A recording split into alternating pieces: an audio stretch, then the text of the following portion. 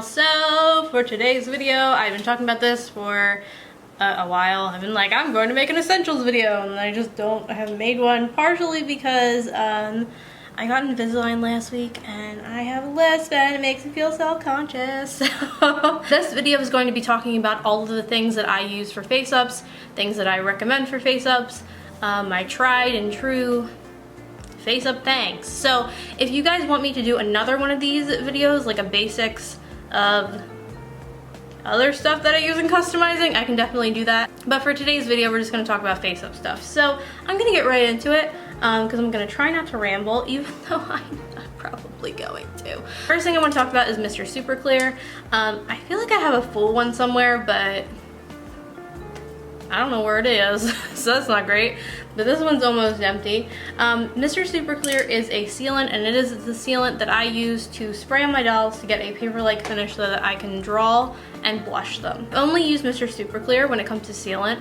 I've never like branched out and tried different things because from my general understanding, Mr. Super Clear is the best. It just works the best. Typically how I use Mr. Super Clear is I spray 3 times at the beginning, and between each one of those sprays I wait 15 minutes, and then I do about 6, I think, sprays in between when I'm adding detail to the doll, and then to set my work I do 3 more sprays. When you're wearing Mr. Super Clear, it's toxic. And what I mean by that is, because I feel like people say that and they don't really explain, and this is just my general understanding of Mr. Super Clear. If you have a different understanding, I don't know, let me know down in the comments. When you buy Mr. Super Clear, generally when I buy it, it's off Amazon, it has a wrapper around the cap that's in English, and it tells you what the toxic chemical in Mr. Super Clear is, which is silicone dioxide. Hey y'all, so it's editing me. I just wanted to mention that silicone dioxide is not the only hazardous chemical in Mr. Super Clear. There is also a chemical that is called titanium dioxide that's in it that has been linked to cancer. And when I went on like the CDC knowwww website and I looked up like what respirator system filter would protect you from titanium dioxide, it said that you needed a full face plate respirator with an air purifying system. And when I looked that up on Google, it said that was like $1,200. So that's expensive. When I spray MSC from here on out, I'm just gonna wear my respirator, gloves, and not breathe until I get back into my apartment. Cause I don't know what else to do. Or SO2. Silicone dioxide is toxic because if you breathe it in large quantities, it can cause silicosis in your lungs, which is not great. It makes it so you can't breathe. So when I am spraying, I wear a respirator. I have 2 of them. I recently upgraded my respirator. Probably not the most necessary thing, but I was like, you know what? I want a new respirator because I bought this one. This is my first respirator off of Amazon when I first started doing face-ups. It's a Breathe Buddy respirator. I bought the cheapest one I could find on Amazon, and this is what that is. I mean, it works well. Like, there's nothing wrong with this respirator. I just wanted to get a 3M one because from what I hear, they're the best, or they're the most recommended. Everything that I've seen and the research that I've done has said that you should use a half-face respirator with the 2 thingies. I think there's some of these that have 1 thing, and I've heard that those aren't as good, but I don't know why they're not as good, so don't ask. But this has a, I don't know what the filter is. What is the filter on this thing? It's for organic vapors. I think it's a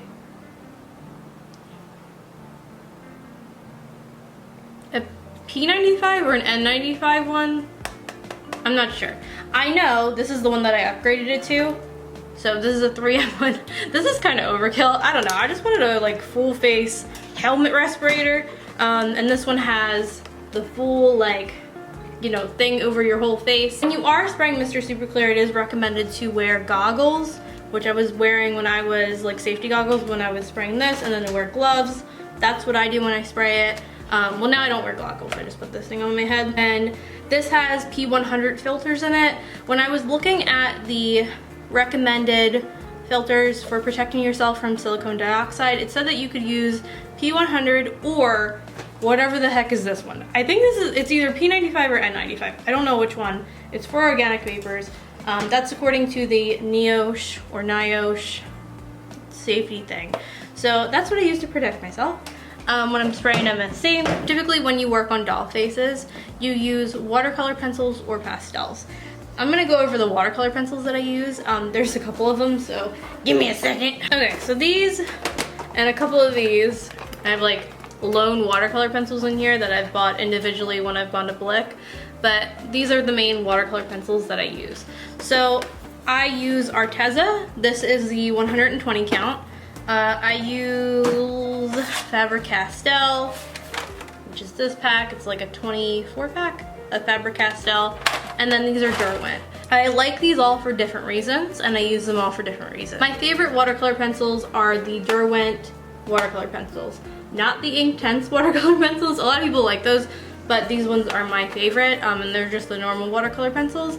I have the 24 pack, and the reason why I like them a lot, I'll try to show you guys the shades. It's not gonna work. I'm not gonna be able to do it, but there goes the pencil. So the reason why I like this the most is because I find that they're the most pigmented, and typically with doll repaints, you want a lot of pigmentation so that you don't have to sit there and build it up and build it up and build it up layer after layer. The white from this line is also really, really, really good, which is sort of hard to find with watercolor pencils. For example, the Arteje white, trash. It just sucks. I mean, I don't want to say it's trash. That's not true. If you want to have, okay, if you want to shade the face and you want more of like a wash of white instead of a really intense like white on the face, then the Arteje is okay. But if you're doing like the white of the eyes, I would go with Derwent. Derwent has a like super pigmented white pencil. So I really just love Derwent for its pigmentation. It's my favorite for that. And Faber-Castell, I love the colors in Faber-Castell. They're like really bright. Lead on the Faber-Castell is a little bit harder, so that means that it's not as like initially super pigmented as the Derwent, which has a more creamy lead. But when it comes to lines, so like for example the black from this, it gives me like the nicest, like sharpest line, which is really good for lashes, or if you have like an eyelid crease. I really love the like bright colors of the Faber-Castell, and then also how hard the lead is. Moving on to Arteje, so I have the 120 pack of Arteje, and this has literally every color that you could ever need for a doll repaint in it. It has so many colors. This is like the list of each of them. I found with Faber-Castell and Derwent, it's a little bit hard to find certain colors from those lines. The 24 pack, like it has a nice variety. I have the 24 pack. I imagine if you get like maybe a 200 pack or something of them, you could find way more colors. But I've gone to the art supply store and I've tried to, like they have like individual pencils there from both those lines. And there's just certain colors that are really hard to find, like pink, purple, kind of more natural tones, so like peach, like things that you would find in the face that are sort of essential for doll repainting.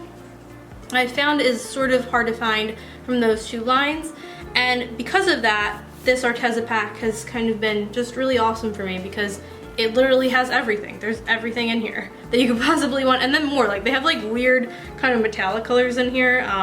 Like they have unicorn purple, which is like a metallic purpley color that's really pretty, dreamy blue. So it has everything. I think this is like 70 bucks, so it's not that bad. Like I think the Derwent, I don't know how much that 24 pack was, but when I bought all of my doll repaint art supplies, I think it was like 200 bucks.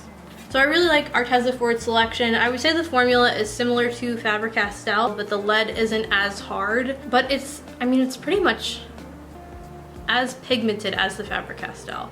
That's all the pencils that I use. I want to mention these as like an honorable mention. They're the Derwent metallic watercolor pencils. I picked these up kind of on a whim, but I use them like every single repaint. Specifically, I use the rose gold one literally like every single repaint. I put this on the lashes. I like draw it in the lashes. It just gives a really nice like pink effect to those, or like a pink extension to the black lashes. Or I put it on the waterline and it looks really pretty. The lips looks really awesome. Sometimes I will also use the other colors in here. They have like a nice selection. Like I'll put, I don't know, like red on the lips. These are just really awesome pencils that I've been using a ton lately. If I'm gonna recommend one though, again, the rose gold is something that I think is like a staple for repainting for at least my dolls. I just want to mention, like I said, sometimes I buy individual pencils from the art supply store, and I have a couple of these Derwent Inktense pencils. The white is really bad. I just really don't like it. I find that the darker colors though are pretty good. So there's that. And then I have a couple of the Caran d'Ache pencils. So I have a couple of these Museum Aquarelle pencils. Aquarelle? I don't know. I have a couple of these. These are really good. I would put them on a very similar level though to the Derwent. So these pencils are extremely expensive. I don't really necessarily think that they're worth it because the Derwent, in my opinion, is really similar. And then I have a couple of these Caran d'Ache super colors, also like these. But again, I don't really think Caran d'Ache is like worth the money. They're good pencils and they have a lot of like really light colors, which I find are hard to find. Like they have like a super light blue that I have in here somewhere. I find it's really hard to find like a color like this from other watercolor pencil brands. They have a really light green that I really love, but I wouldn't buy a whole pack of these. I just don't really think that the formula is worth it for the price tag. Oh, also, this is a pencil sharpener that I use for watercolor pencils, if y'all were curious. It's just one of these things. I also have a mechanical pencil sharpener that I only really pull out if I'm having a hard time sharpening with this. Because sometimes, I don't know why, like generally when I sharpen pencils it's completely fine, but other times I'll be sharpening it and it just will not stop eating up the pencil, and when that happens I pull out the mechanical one and use that and then kind of get it really, really sharp with this. Moving away from pencils, I got some pastels. So I have 3 different types. I feel like with pastels, I have like stronger feelings about pastels than I do with pencil, because there are just some pastels that I feel like don't work as good, I guess. I got 4 different types here, and then I have some in this thing. Well, my favorite and what I would recommend for pastels is this set. This is the Mungyo hand-rolled or handmade soft pastels. I have a 30 pack. I think they have like a bigger pack, and I wish I would have gotten that, but I bought this when I first started painting dolls, so I was like, what if I hate it? So I didn't pick up the bigger pack, but this has a ton of different shades in it, and I use them a ton. They're pigmented. The color is also very like rich.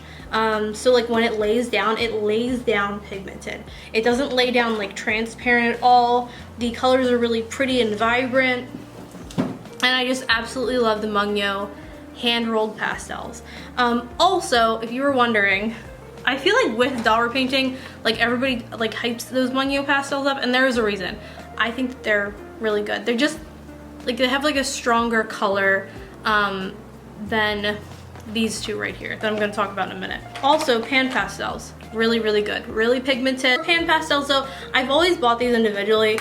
They have a portrait set, which I assume would be really good for repainting dolls. I don't have it. I'm never gonna pick it up because I have a couple of them individually, so it's just like not worth the price tag for me, because I think I have a couple of the shades in that set that I've bought individually. But if you're new to dolls and you're looking for really pigmented pastels, I've heard that set is really good. I find though with pan pastels, I don't necessarily know if I'm ever gonna pick up like a deep toned pan pastel. I think all the ones that I have are light toned, because from my experience with pastels, it's harder to find a lighter tone pastel that is pigmented rather than a darker tone pastel. My second favorite set of pastels are these Faber-Castells. I actually got these, okay, like these were like my husband's old pastels from when he was in high school, so I don't even know how old these things are, but I got them when we were in Kuwait. I was like rummaging through his like high school stuff, and I found these in his art supplies, and they're actually like really good. Like they're not really good, but they're good, you know what I mean? They are not as good as the Mungyo, but they're still really nice pastels. I use a lot of these shades in like, oh my god, please don't fall. I use a lot of these shades in every single face up that I do. So like this deep red color, oh my god, I'm gonna get pastels all over my hands. I use this in like every single face up. I use it for like lips, purple shade, like every single face up. Use that. This other purple shade, use that. There's browns in here I use all the time. I get the Mungyo, I recommend this set. Specifically this one. This is the only one I have experience with. I don't know if this is the packaging anymore of these, because these are just really old. And a set that I'm like Like, I bought it because it has a lot of colors in it, and I've heard a lot of people use these, but compared to those other two, I just don't really think that these are worth, like, I use these the least. These are the Mungyo soft pastels, but they're not the hand-rolled ones, and I do see a difference. So there's a ton of shades in here, which I like. Like, I mean, if I can't find something, like this like bright, like peach shade is really nice. So it's nice to have like a selection like this, but they lay down more transparent than those other two. So that's why I'm not as crazy about these, but it is nice to have options. And I guess if you can't find the Faber-Castell, these are also an option. Like they work, they just, you have to layer them more than the other two. So more like powder products. It's kind of my segue into these other things. I have sparkly powders, and this is not the packaging that these came in, but I lost the packaging a while ago. These are, so I'll talk about these first. So if you guys have been around Repaint YouTube, you probably heard of this Ulta bag, no, about these Pearl X pigments. I have a ton of them. I think I bought like I don't know, I bought a giant pack of them like a year ago. And they come with a ton of different shades, and I use them for multiple different areas on Faceup. So if you're gonna get one of these, I would get Macro Pearl. It's just chunky glitter, and I use it all over the face. I just put it all over the face, and it's a really pretty effect. But I use all of them. Like, there's a red one in here that I use all the time. I put it on the lips, makes the lips nice and sparkly. Sometimes I will they have like duochrome-y, like this is a duochrome blue. Sometimes I'll put that on the cheekbones of dolls, and it looks really pretty. They have like straight up pigmented ones. Like this one's what is this? This is turquoise. Sometimes I'll use this on a Q-tip, and I'll tap it on the eye, like right on the pupil, and it looks really, really pretty on top of black. So I adore these. I think these are absolutely worth it. An option if you don't have the money to get these are these. These are the Arteje mica pearl things. I was like, what are these called? There's 60 of them, and they are mica powder. These are the same exact thing as those Pearl X pigments. So I don't really have a preference between either or. They do the same exact thing. I think this one has more colors in it, but I think you get less in here. So that's something to keep in mind. They're both equally gorgeous, and I use these for the exact same thing, and I love them. I love these, I love those. They're kind of interchangeable for me. I don't really have a preference over either of them, but I guess if you're gonna pick up one, why not pick up the cheaper one, you know? So, and I think the Arteje is a little bit cheaper. Another face-up tool for me are these. So I mainly want to recommend this over this. This is more expensive, and I get more use out of this one. So this is the Coloro. They're just metallic watercolors. These are really, really pretty. However, I believe these are more expensive than these, and you get more colors in these, and I use this one way more. These are the Arteje metallic watercolors, the 24 pack.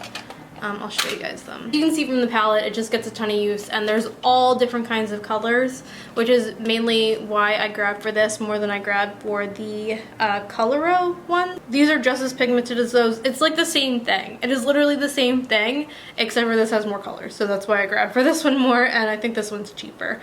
But yeah, I will use these on Faceup. I will use them. I'll put like lines sometimes of like the pink on the lips, and it looks really pretty. Or I'll put dots of this on the waterline, like the pink shades. Also looks really pretty. I'll take whatever color, like an eye color is, and sometimes I'll put dots of this on the iris. Or something that I've been really liking lately is taking whatever color that the iris is. So like if it's blue, I'll put the blue like on the, what is it? Not the right, the left side of the eye. And it gives the eyes this pretty like glowy metallic look that I think is super gorgeous. So that's what I use these for, and I use them constantly. Like I use these all the time. I want to get Arteje's metallic acrylic paints, because the only downside to these is sometimes when I color in big spaces, like, oh, I don't know, like sometimes I'll paint shoes with them. I have to spray them with MSC before I can put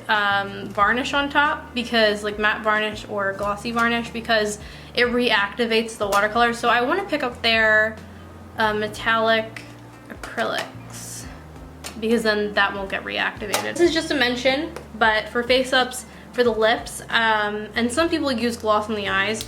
I use, I don't know what's going on here. It's like built up, but I use Vallejo's gloss, and it's good. Like, I don't know, it's not, like, I feel like I could probably find better. I want to try the Tamia gloss or Tamai gloss or whatever, but I just haven't gotten around to picking it up yet, because I'm like, this does the job. It just kind of gets a little tacky. I feel like it gets tacky when it's hotter out. Like, sometimes I'll touch my doll's lips and it'll just be like a little sticky, and I'm not crazy about that, but this is what I use if you're curious. All right, so brushes for applying pastels. These are the brushes that I use.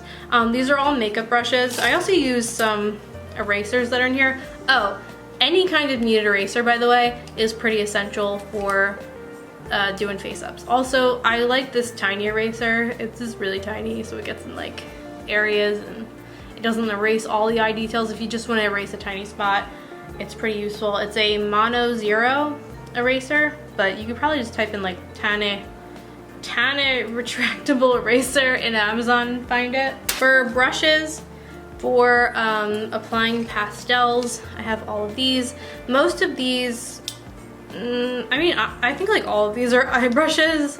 They're just various eye brushes that I found. Some that I use that are kind of, I feel like, essential, or ones that I would recommend if you're looking for like brushes for your repaints. Hold on, let me get them. So I just grabbed a couple of my favorites out. This is the brush that I use for blushing. So whenever I apply blush to a doll, it's this type of brush. Don't zoom in on my face. It's this. So this brush is cool because it's fluffy and it's dense and it's small. So it just really precisely applies blush to a doll's face. If you guys want to know specifically what this brush is, it's expensive. I do makeup, so I have, or when I went to like get brushes for repaints, I basically took brushes that I don't really use on my eyes a lot. So I like already had them, but this is a Sigma Shader E47. It's kind of an expensive brush, especially for just like applying pastel to a doll's face. You can probably find like a similar brush to this for cheaper, but that's what it looks like. Stop zooming in on my face, my God. All right, so that's what it looks like. I think you can see. And then we have this one, which is like super essential for me. This is actually not a makeup brush. It's a velvettouch Princeton Chisel Blender Zero. It's this like square brush. I'm behind my hand. It's this tiny square brush that I use for dabbing on pastels like around the eyes and like shading in that area. What it does is it gets the pastel and it grabs a lot of it and it applies it very precisely. So that's why this is an essential for me. And we have this one, which is a NYX brush. It's a NYX 11 brush. Again, this is one that I had already in my stash, but I think it's a liner brush actually, or a lip liner brush, but it has like this bend to it. And then you could probably find a paintbrush very similar to this, but I like this because it's dense, so it grabs a lot of pastel, and it's very like small and stiff. So it grabs a lot of pastel, and I can apply the lip color very precisely with this. So that's why I love this brush. And then we have this one, which is an MUA Professional 315 brush. And it's just like kind of your basic like blender brush for eyeshadow, but it's a little bit more like dense and stiff. So I like applying the Pearl X pigment with this, because it grabs, and like it doesn't grab too much, and it applies it very kind of all over the face, so it doesn't apply it too densely. And that's why I like this. The last thing that I want to talk to you guys about are tiny brushes. I have quite a few. It became a little bit of like an obsession of mine, was buying new tiny brushes at one point, so that's why I have so many. My favorite, which I kind of like feel like I have to clean this one. It looks like I didn't clean it properly, which isn't great, because these tiny brushes are very flimsy, so you should take proper care of them. An essential for these tiny brushes, by the way, is brush shaper. I have had this brush for like a million years, and that is because I use brush shaper. I clean it, and then I use brush shaper, and it makes it so that it's like a point, and it also makes it so that I don't have to keep buying tiny brushes, even though I just do that because I like buying tiny brushes. But this one is a Princeton Velvet Touch Round 20. It's very small, and the reason why I like this is because it's not the smallest. Like, I have smaller brushes here, but this one makes it so that like it's small and it also keeps its form. So what I mean by that is, like, when I dip it into paint, it's sturdy enough so that it's not like wiggling all over the place. It gives me a lot of control, and I like that about this. This one's my favorite. I also have, these are two that you can find at probably a lot of art supply stores. This one is the Winsor Newton Round 0000 brush. It's either that or the 111. So it's not gonna show you. It's really tiny writing, but it's a really tiny brush. An issue that I find with these two, because these are two very similar brushes, but I think they're different companies. Yeah, they are. So this one's Princeton Select 18/0. They both kind of, after a while when you've had them, they start curving, and that makes it very hard to paint. But if you buy them new, why? If you buy them new though, they're like nice and pointy. They're really cheap. They just aren't as durable as this Velvet Touch one. So I think this one has more bristles in it, and that's probably why. And two that I picked up because I saw other doll artists using them are this one, which is a Camlon Pro arteje, and it's a 100/0 brush. I saw someone that I really like on Instagram recommend this, and I was like, oh yes, I would get the tiniest of brush strokes because they had the tiniest of brush strokes.